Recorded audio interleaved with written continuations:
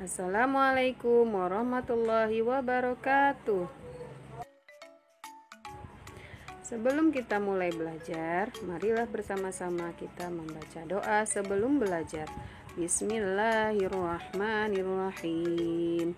Rabbi zidni ilma warzuqni fahma. Ya Allah, tambahkanlah ilmuku dan berilah aku kefahaman yang baik. Amin. Hai anak-anak ibu nan soleh-solehah, bertemu lagi dengan video pembelajaran Bu Riri dengan mata pelajaran IPS, materi keberagaman ekonomi di Indonesia, tema 7, subtema 3, pembelajaran 3. Disimak ya.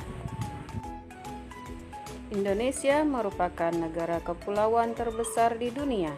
Secara geografis, Indonesia terletak di antara dua benua, yaitu benua Australia dan benua Asia, serta terletak di antara dua samudra, yaitu Samudra Hindia dan Samudra Pasifik.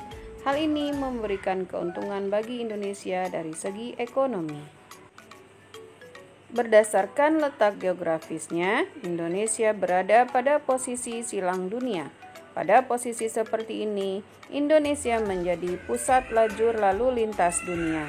Itulah sebabnya mengapa hingga kini Indonesia dianggap memiliki posisi yang strategis. Hal ini juga memberikan pengaruh bagi Indonesia, baik secara sosial, ekonomi, maupun budaya. Begitu pula dengan kenampakan alam Indonesia, yang juga memberikan pengaruh terhadap aktivitas penduduk Indonesia. Kenampakan alam di Indonesia dapat dibedakan menjadi pantai, dataran rendah, dataran tinggi, bukit, gunung, dan pegunungan. Keragaman kenampakan alam tersebut mempengaruhi kegiatan ekonomi masyarakat. Kegiatan ekonomi adalah kegiatan manusia untuk memenuhi kebutuhan hidupnya.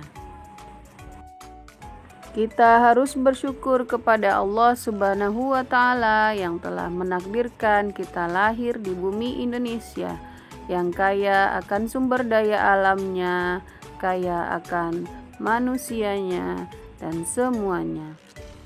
Letak geografis Indonesia yang begitu strategis memunculkan bermacam-macam kenampakan alam. Kenampakan alam yang pertama, dataran rendah. Yang kedua, dataran tinggi. Yang ketiga, pantai. Keempat, gunung. Kelima, pegunungan.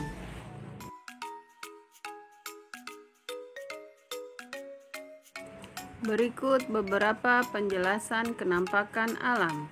Pertama, dataran rendah. Dataran rendah adalah hamparan luas tanah dengan tingkat ketinggian yang diukur dari permukaan laut adalah relatif rendah, hanya sampai dengan 200 meter dpl. Istilah ini diterapkan pada kawasan manapun dengan hamparan yang luas dan relatif datar yang berlawanan dengan dataran tinggi.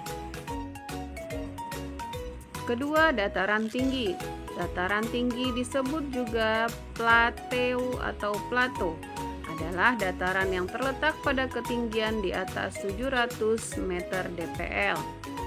Dataran tinggi terbentuk sebagai hasil erosi dan sedimentasi. Beberapa dataran tinggi antara lain dataran tinggi Dekan, dataran tinggi Gayo, dataran tinggi Dieng, dataran tinggi Malang, dan dataran tinggi Alas. Dataran tinggi bisa juga terjadi oleh bekas kaldera luas yang tertimbun material dari lereng gunung sekitarnya. Dataran tinggi dari kategori terakhir ini antara lain adalah dataran tinggi Dieng di Jawa Tengah.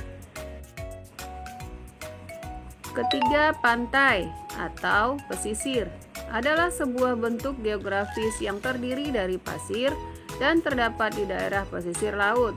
Daerah pantai menjadi batas antara daratan dan perairan laut. Kawasan pantai berbeda dengan pesisir walaupun antara keduanya saling berkaitan.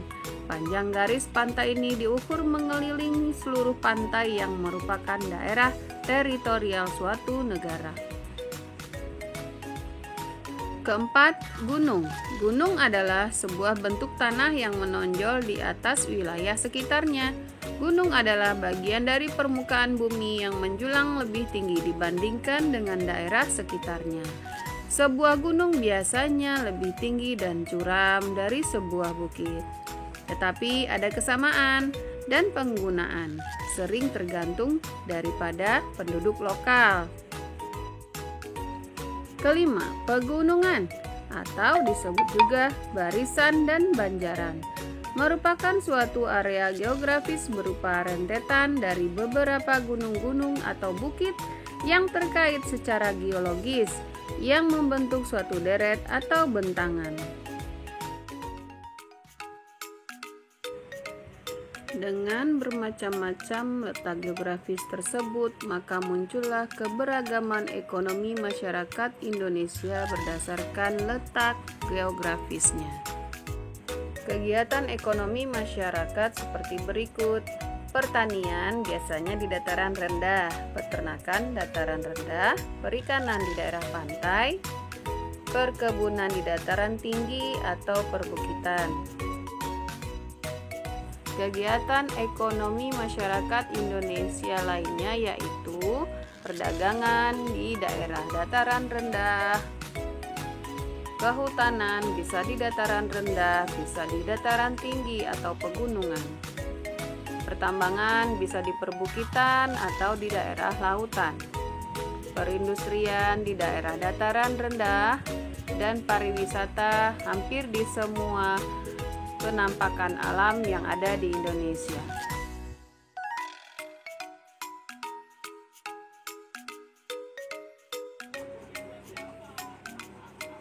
Semoga pengetahuan kalian bertambah ya, dan pelajaran hari ini bermanfaat untuk kalian semuanya. Aktivitas kalian berikutnya adalah membuat peta konsep keragaman ekonomi di Indonesia.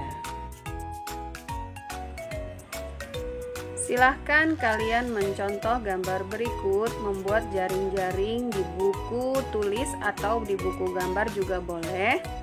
Buatlah seperti yang sudah dicontohkan dalam video ini dengan judul peta konsep keberagaman ekonomi masyarakat di Indonesia. Tulis nama dan kelas kalian ya. Di situ ada lingkaran dan jaring-jaring lingkaran sebanyak 5 lingkaran. Diisi dengan keberagaman ekonomi masyarakat di Indonesia berdasarkan keadaan alamnya. Di situ sudah Ibu contohkan keadaan alam pantai, diisi dengan kegiatan ekonomi perdagangan seperti menjual cenderamata, menjual makanan dan minuman. Kemudian juga ada kegiatan ekonomi pariwisata, yaitu menyewakan penginapan menjadi pemandu wisata. Ya. Sekian dulu pertemuan hari ini. Semoga kalian bisa mengerjakan tugas dengan baik ya. Wassalamualaikum warahmatullahi wabarakatuh.